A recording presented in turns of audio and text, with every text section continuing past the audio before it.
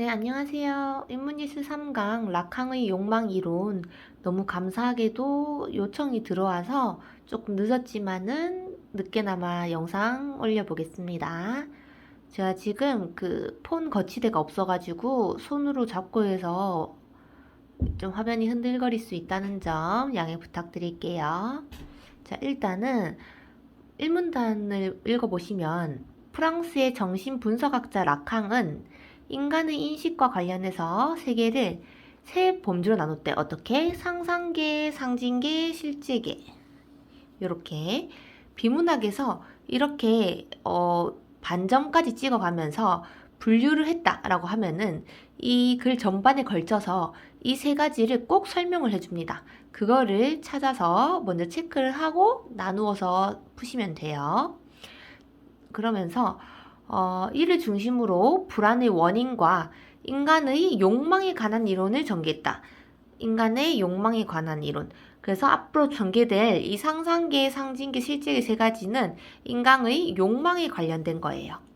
자, 락항에 따르면은 생후 6에서 18개월 정도의 아이는 감각이 통합되어 있지 않아 몸이 파편화되어 있다고 생각합니다.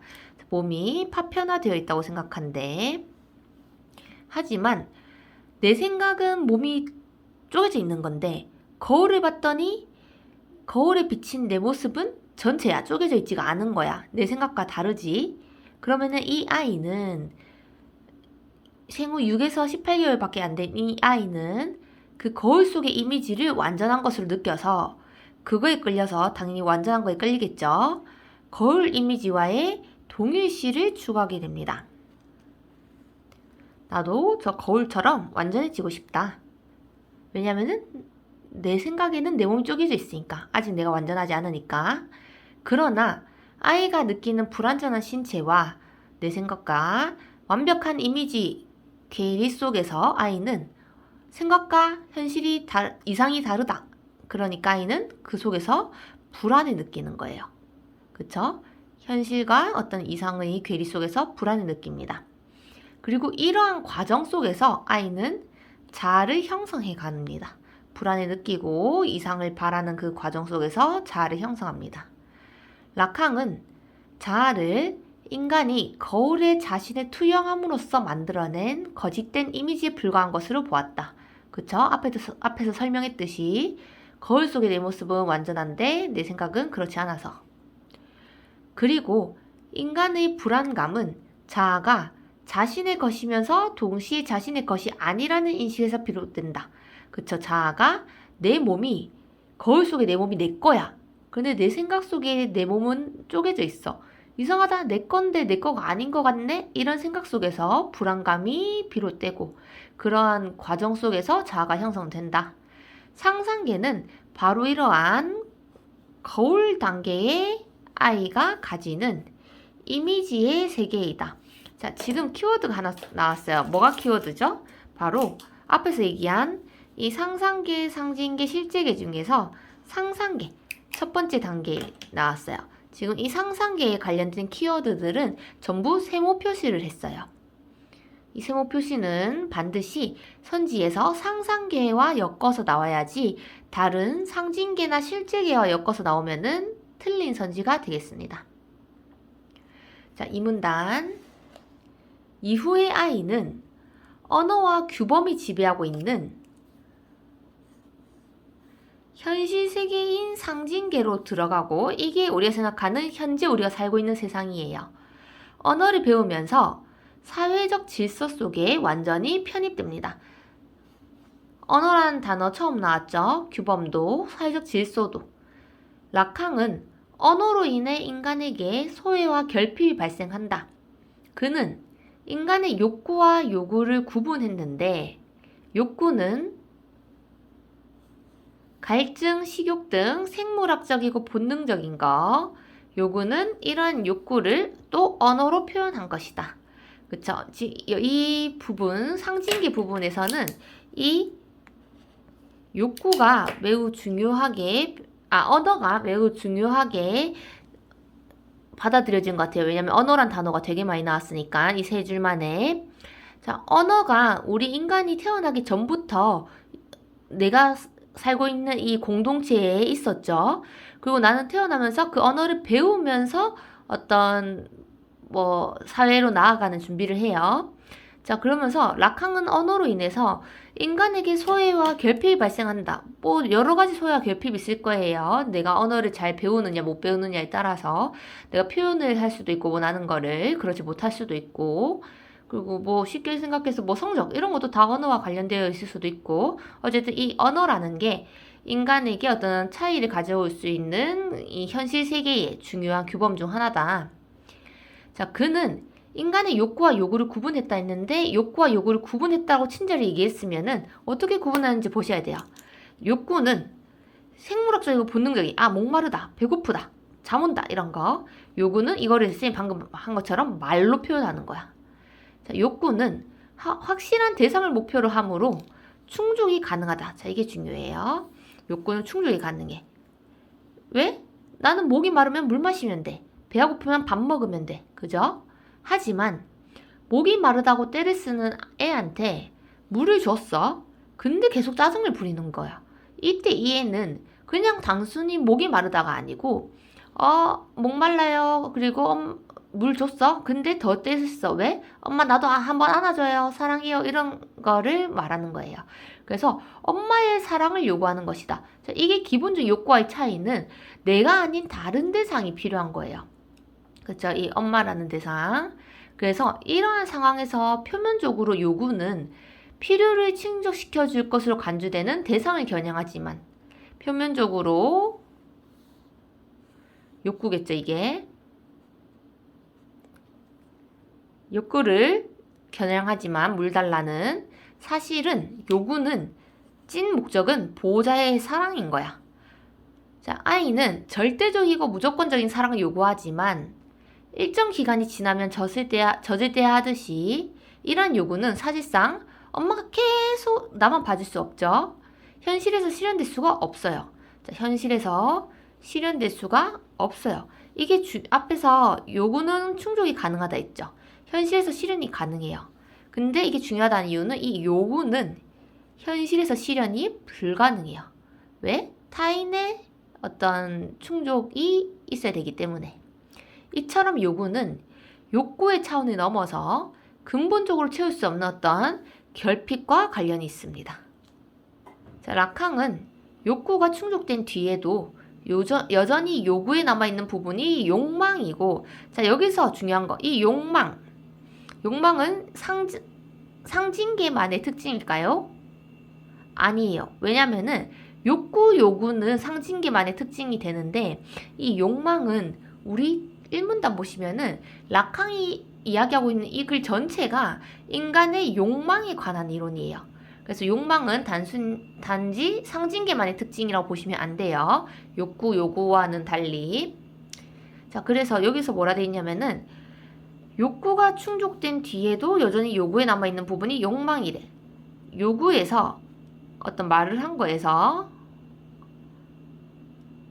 욕구를 충족해줬어요. 그리고 남아있는 게 욕망이에요. 그쵸?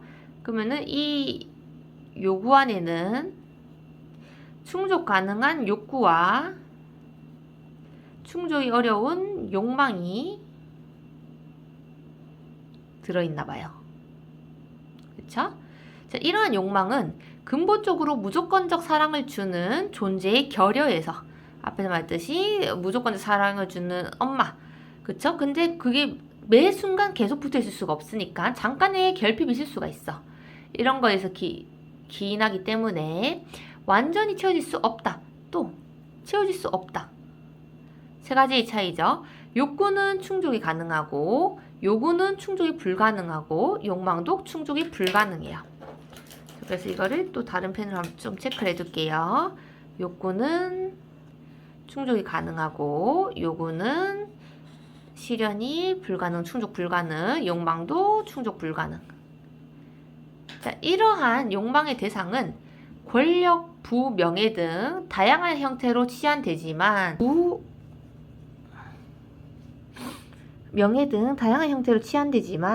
어느 것도 인간을 충족시킬 수 없다. 그쵸? 우리가 원하는 뭐 권력, 돈, 명예, 뭐 이런 것 등 이런 거 뭐 가져도 더 욕심 나잖아. 그쵸? 그래서 인간을 완전히 충족시키기란 어렵다라는 게 욕망이에요. 이거는 지금 욕구든 요구든 욕망이든 전부 현실 세계인 상징계에 관련된 이야기를 하고 있습니다. 앞에서 상상계는 6에서 18개월의 아이들의 상황이라 했잖아요. 그러면 그 이후에 우리 인간이 사는 그 이후의 모든 시간들은 다 현실 세계인 상징계라고 보시면 돼요. 그러면서 라캉은 자아가 타인과 관계를 맺도록 하는 상징적 질서를 대타자라고 불렀는데 아직 실제계 이야기가 안 나왔으니까 계속 상징계 이야기예요. 자, 이걸 대타자. 자, 모르는 단어가 나왔어요. 그럼 설명해 줄 거예요. 아이가 의식하는 현실은 아이가 태어나기 전부터 대타자가 지배하고 있다. 그러니까 어떤 아이가 세상에 태어나기 전부터 이 현실은 어떤 틀이 맞추어져 있죠. 규칙이라든지 뭐 초록불에 길을 건너야 된다, 빨간불에 멈춰야 된다 이런 것 등. 자, 라캉은 인간의 욕망은 대타자의 욕망이다. 기억이라 돼 있으니까 문제가 나올 거야. 뭐라고 했어요? 이거가 무슨 뜻이냐? 뒤에 나옵니다. 자, 인간의 욕망은 대타자의 욕망이다. 라고 말하였는데 그 이유는 예를 들어요. 대표적인 대타자인 언어. 자, 언어는 아이가 태어나기 전부터 이미 있죠. 아이가 태어난 순간 한글이 생긴 게 아니잖아. 자, 아이는 언어를 자기 마음대로 막 바꿔서 말할 수 없어. 사과를 혼자서 막 책상이라 부를 수가 없는 거야. 새롭게 창안하거나 수정할 수 없고 언어의 질서에 복종해야 돼요. 왜? 이게 현실이니까. 인간은 언어가 지배하는 현실 속에서 언어를 통해 욕망을 추구할 수밖에 없다. 그래서 앞에서도 언어를 계속 강조한 거예요. 자, 따라서 우리의 욕망은 언어에 종속된다. 인간의 욕망은 대타자의 욕망이다. 종속된다라는 거죠. 대타자의 욕망. 즉, 인간은 어떤 정해진 현실의 욕망 이상을 꿈꾸기 어렵다라고 생각해 보시면 돼요. 자, 인간이 무언가를 욕망할 때 그 과정에서 어느 공동체에 대해서 어떤 무의식이 있는데 내가 무언가를 꿈꾸는 거를 그 이상으로 하긴 어려워요. 왜? 우리 무의식 속에 우리 공동체가 요구하는 무언가가 담겨 있기 때문에. 그래서 아이들 뭐 초등학생들 장래희망 이런 거 물어보면은 결국 우리가 가지고 있는 그 직업 안에서 다 이루어져요. 그쵸? 이런 게 전부 다 공동체 안에 형성된 무의식이라고 보시면 돼요. 그리고 이러한 무의식은 인간과 대타자의 관계 속에서 형성된 것이다. 인간과 우리 주위를 휩싸고 있는 모든 대타자들, 언어를 포함한 그런 관계 속에서 이루어진 것이다. 자, 드디어 실제계가 나왔어요. 자, 그러면은 우리 앞에서 세 가지로 분류된다 했는데 이렇게 상상계, 상징계, 실제계 있네요. 자, 실제계는 현실세계, 앞에서 현실세계가 어디 있었어? 상징계가 현실세계였죠. 그러면은 이 상징계를 초월하는 게 실제계예요. 그러니까 실제계는 초월세계라고 부를 거예요. 자, 상징계의 질서로는 포착하거나 표현할 수 없다. 그쵸? 상징계의 질서가 우리 현실이잖아요.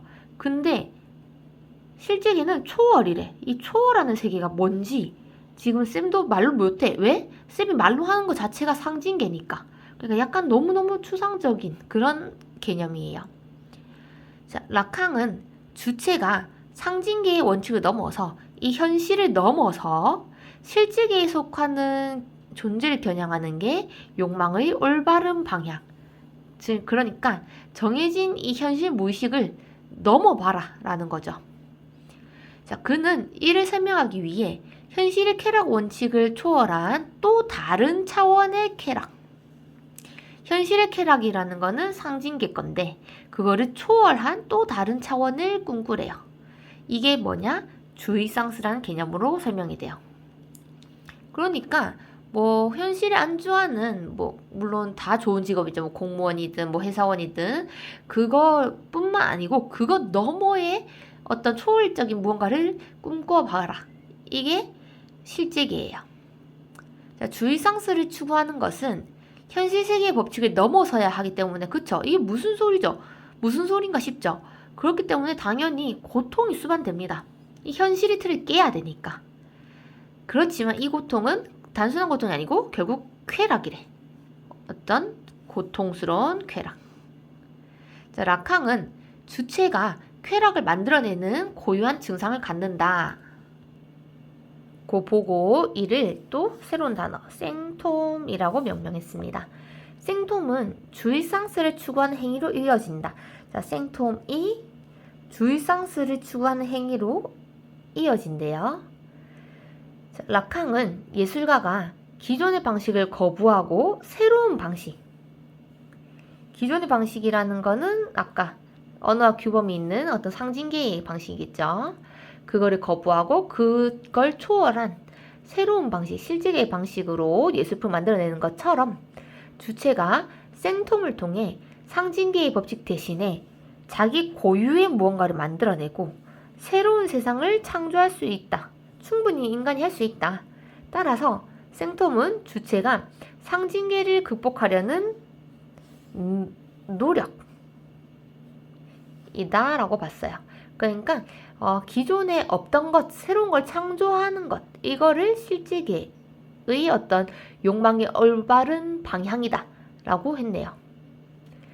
라캉에 따르면 인간은 자신이 자율적이고 합리적인 존재로 생각하지만 사실은 우리는 무의식과 욕망 이런 거는 타자가 부여하는 의미와의 촉각을 세워요. 왜? 이게 현실이니까. 현실, 상징계. 대부분의 인간이 그 상징계에 머물고 있죠. 무의식은 타자가 지배하는 상징계에 의해 구조화되고 욕망은 이러한 질서에서 자유로울 수가 없어요. 하지만 그 속에서도 주체는 자신을 구속하는 원칙을 넘어서려고 그 원칙을 넘어서려고 노력합니다. 이게 이제 실제계를 겨냥한 거죠. 실제계의 손짓에 응하면서 자신의 실존을 실현할 수 있다. 즉, 이 상징계에 머무는 인간이 그 틀에서 벗어나서 실제계로 나아가려고 함으로써 자신의 어떤 실존을 실현할 수 있는 그런 고통스러운 과정을 살아가는 것이 인간의 어떤 욕망 발전 단계다라는 것입니다. 자, 그래서 쌤이 지금 상상계는 세모, 상징계는 동그라미, 그리고 실제계는 네모를 했어요. 이 세모, 동그라미, 네모 친 키워드들 중에 겹치는 거 없어요. 그러면 각각의 키워드들이라는 거예요. 그거를 잘 기억을 해서 문제를 풀어볼게요. 윗글에 나타난 라캉의 생각으로 적절하지 않은 것은 1번 인간의 불안감은 자아에 대한 모순적 인식. 이거 어디서 나왔어요? 1문단에서 나왔어요. 불안이란 단어도 1문단에서 나왔고 그 6에서 18개월의 아이를 설명하면서 거울 속에 내가 완전하면서도 또 내 것이 아닌 것 같은 그런 느낌. 그 사이에서 불안을 느낀다라고 했죠. 2번 자아는 인간이 거울에 자신을 투영해서 만들어낸 거짓된 이미지다. 이것도 마찬가지로 1문단에 있었죠.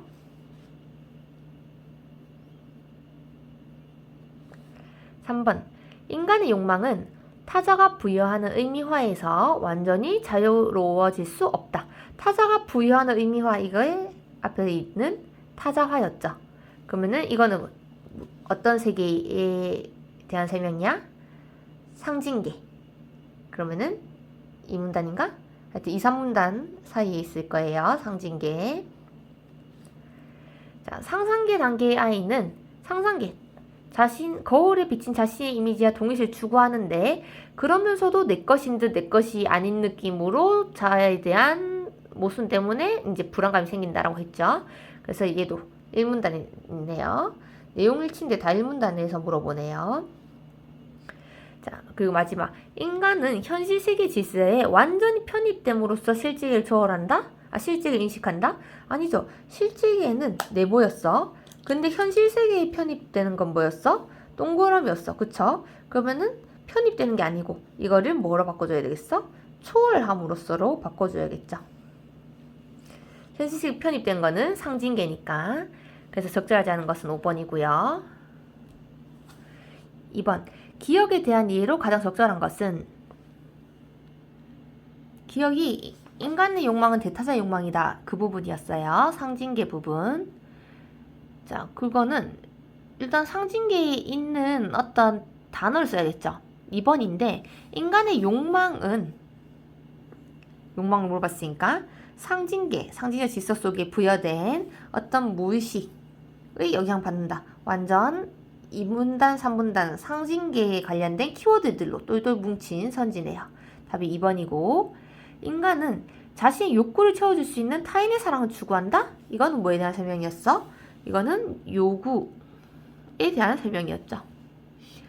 3번에 인간의 욕망은 개인의 성향과 경험에 따라서 다양한 모습으로 나타난다라고 했는데 그런 다양화, 욕망의 다양화에 대한 부분이 아니고 그런 설명도 본문에 언급되지 않았어요.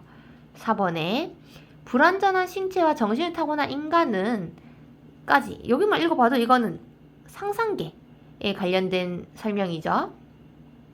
얘는 옆에 이거 상상계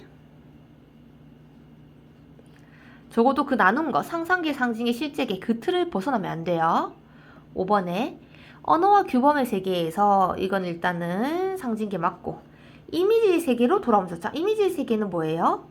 앞에 보시면은 이미지의 세계는 상상계예요. 언어와 규범은 상징계인데 뭐라 돼 있어 5번에? 상징계에서 상상계로 오히려 뒤로 돌아간대. 이거 안 되죠? 왜? 순서가 있는 단계예요. 다 큰 성인이 갑자기 생후 6에서 18개월의 욕망을 추구할까요? 아니죠. 그래서 반대로 돌아가는 거 안 됩니다. 답 2번. 자, 3번에 윗글의 라칸과 보기의 르네 지라르를 비교하라 했는데 본문의 내용 일치 그리고 보기와의 내용 일치를 물어보는 거예요. 자, 르네 지라르라는 사람은 똑같이 욕망에 대해서 언급을 했는데 생존과 직결된 자연스러운 본능이 욕구 이거랑 구별된다 했어. 라칸도 앞에서 구별했죠 둘을. 항상 타인이 개입된 상대적 개념이래. 이것도 앞에서 라칸이 말한 거랑 결이 같네요. 자, 그는 인간의 욕망 추구는 타인에 대한 모방과 밀접한 관련이 있다. 그래서 어떤 모방 이런 단어는 지금 르네 지라르의 견해에서 처음 나왔네요. 그는 존경하는 사람이 좋아하는 것을 따라서 좋아하는 것처럼 욕망이 인간과 대상의 직접적 작용이 아니라 모델이라는 매개자를 통한 중개작용, 어떤 중간에 연결을 해주는 그 롤모델 같은 개념이 있어야 된대. 모방하고자 하는 모델이 지니고 있지만 나한테는 없는 것. 그거를 욕망이라고 했대요. 약간 다르게 설명하네요. 자, 그가 보기에 욕망은 본인보다 더 나은 위상을 소유한 타인이 있기에 그러면은 내가 봤을 때 닮고 싶어 어떤 타인이 있기 때문에 생기는 감정이고 이러한 모방적 경쟁에서 나오는 욕망은 실체가 없고 상대적이기 때문에 당연히 충족될 수 없다 라고 얘기를 했어요. 뭐 단순한 거예요. 텔레비에 나오는 연예인들, 쌤이 좋아하는 한소희 배우, 뭐 이효리 가수 이런 분들 내가 좋아하고 나한테 다 없는 어떤 뛰어난 끼라든지 능력이라든지 외모라든지 다 가지고 있죠. 내가 그걸 보고 부럽다라고 하는 거. 나한테는 결핍되어 있는 무언가. 그것 때문에 욕구가 생기고 욕망이 생기는 거다라고 했어요. 자, 1번에 라칸과 지라르는 모두 욕망이 축적될 수 없다. 그쵸? 앞에서 쌤이 라칸도 욕망 충족될 수 없다 했죠. 라칸은 욕구만 충족될 수 있고 요구는 충족될 수 없다. 욕망도 충족될 수 없다라고 했고 지라르도 여기서 충족될 수 없다라고 했네요. 이번에 라칸과 지라르는 모두 욕구를 본능적으로 느끼는 필요. 그쵸? 라칸은 뭐 목마름, 식욕 이런 거라고 했고 여기서는 본능적인 욕구라고 적혀 있습니다. 그래서 본문과 보기를 비교해가면서 읽으시면 돼요. 3번에 라칸은 언어를 통해 지라르는 타인에 대한 모방을 통해 그쵸? 라칸이 욕망, 욕구, 요구를 얘기한 부분은 상징계 부분인데 이 상징계 부분의 키워드 언어였죠. 지라르는 여기 타인에 대한 모방 이걸 통해서 욕망이 추구된다. 욕망의 추구는 타인에 대한 모방 그대로 적혀 있네요. 그래서 2번, 3번 대한 키워드, 요거는 1번이네요. 자, 그리고 5번. 지라르는 라칸과 달리 인간과 욕망의 대상 간의 매개 역할을 하는 모델로 인해 욕망이 발생한다. 그렇죠. 지라르한테서 어떤 매개 모델이라는 표현이 처음 나왔죠. 그래서 라칸과의 차이점이에요. 자, 적절하지 않은 건 4번인데요. 라칸은 지라르와 달리 타인이 소유한 특정한 대상을 주체가 소유하지 못할 때 어떤 롤모델이 가진 특징을 내가 가지지 못했기 때문에 욕망이 생긴다. 이거 누구의 견해야? 지라르 견해야. 근데 여기서는 라칸의 견해라고 했기 때문에 적절하지가 않네요. 얘는 잘 비교해보시면 쉽게 풀릴 거예요. 자, 마지막 4번. 라칸의 견해에 따를 때 보기를 이해한 내용을 적절하지 않은 것은, 자, 작가 제임스 조이스라는 사람이 언어 파괴, 언어가 상징계인데 그걸 파괴했네요. 그럼 초월하는 거겠죠. 동음이어 사용 등 다양한 실험적 방법, 기존에 없던 방법을 사용해서 글을 썼는데 약간 실제계 냄새가 난다, 그죠? 뒤에서 이 실제계를 물어보려고 1번 문제에서 상상계 관련 내용만 물어봤나 봐요. 자, 실제계의 어떤 행동을 했는데 그의 글은 기존의 글쓰기 규칙, 상징계 거를 따른 게 아니고 글을 쓰는 행위를 통해 실제계의 존재를 겨냥했어. 조이스의 언어는 애매히 폭력적 언어라고 불리는데 일상적인 언어에 폭력을 가해서 파격적으로 바꿔버렸네요. 자, 조이스는 기존의 언어의 갇히기보다 새로운 언어를 창조해서 새로운 규칙도 만들어내고, 이 실제가 좋아하는 단어들 많이 나오죠? 자신만의 독특성을 표현하는 완전 실제에 혁신하게 하는 부분, 주의상스를 추구한 존재로 평가받기도 했대요. 자, 그러면 완전 실제계 덩어리인 보기입니다. 적절하지 않은 거. 1번에 조이스는 기존의 단어를 파격적으로 바꿨다 했죠. 보기에서. 표현한 과정에서 당연히 고통스러운 쾌락 느꼈을 거야. 왜? 앞에서 이 과정에서 고통스러운 쾌락을 느낀다라고 했으니까. 그쵸? 자, 또 이번에 조이스가 다양한 실험적 방법을 사용한 것은 보기에서 확인할 수 있고, 상징계를 극복하려는 노력의 일환이다. 맞죠? 4번. 조이스가 애매폭력적 언어를 사용했다. 보기에 나오고, 생톰, 주의상스 이런 거 실제계에 나오는 키워드였죠? 통해서 자기만의 것을 만들었다. 그쵸? 자신의 독특성을 표현했죠. 5번. 자신의 독특성을 표현한 조이스는 또 본문에 보기에서 확인됐고, 자신을 구속하는 상징계의 원칙을 넘어서기 위해서 노력을 해서 실존을 실현하려 했다. 그쵸? 실제계를 겨냥함으로써 자기만의 실존을 어떻게 실현하려고 하는 것이 욕망의 올바른 방향이다라고 했어요. 자, 그럼 3번은 왜 틀렸을까? 너무 쉽게 답이 나와요. 조이스가 새로운 언어를 창조했어요. 자, 이거는 실제계의 이야기라고 했죠. 그런데 뭐라 돼 있어? 현실 세계의 쾌락.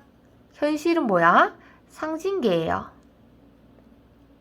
지금 서로 다른 이야기를 하고 있죠.